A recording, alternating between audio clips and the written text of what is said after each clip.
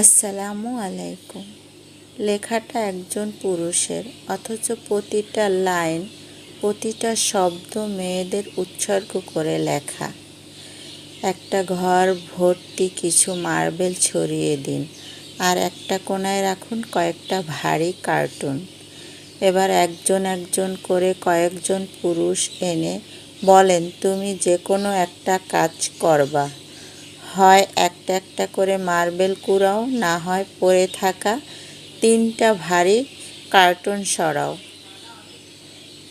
আমিও একজন পুরুষ হিসেবে বলছি, একটা একটা মার্বেল কুড়ানোর চেয়ে ভারী কার্টুন সরানো আমার জন্য সহজ কাজ না। আমরা শুধু সহানুভূতি থেকে মেয়েদের জন্য ঘর ঠিক করে দেইনি, বরং আমরা জানি আমাদের ধৈর্য কম, শক্তি বেশি।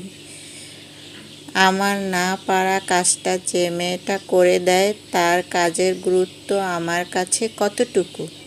পুরুষ শাসিত এ সমাজে মেয়েটা নিজেও মাথা নিচু করে বলে সে নাকি কিছুই করে না। রাত 12টার পরেও মশারি গুছতে গুছতে মেয়েটা ভাবে সে একটা গৃহিণী। ঘুম থেকে উঠে সাজানো ডাইনিং দেখে চোখ দুটো চকচক করলেও দৃশ্যের আড়ালে থেকে যায় তার গরম চুলার তাপ।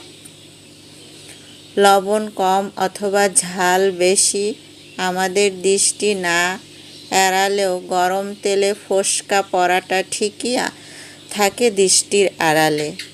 যে নারী কিছুই করে না, সে নারীর সন্তানের দায়িত্বটা শুধু আপনাকে দেওয়া হোক।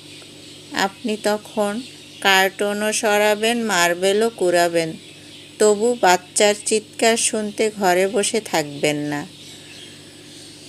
আমরা পুরুষ বেছে নিয়েছি আমাদের কাজ, আর দিনভর যে নারী মার্বেল কুড়ায় সে নারীকে বলি অকর্মা। যে নারীর স্বামী নাই, আমি দেখেছি সে নারীকে মাটি কাট, কিন্তু যে পুরুষের বউ নাই, তাকে দেখি নাই ঘর বাড়ি সামলাতে। ঘর বাচ্চা সামলানোর চেয়ে আরেকটা বিয়ে করা যে সহজ। কারো এঁটো বাসন ধুতে শুধু শক্তি না, মমতাও লাগে। আপনি খাটলে বেতন পান, সে খাটলে ভালোবাসা পায় তো। গল্পটি সংগ্রহীত।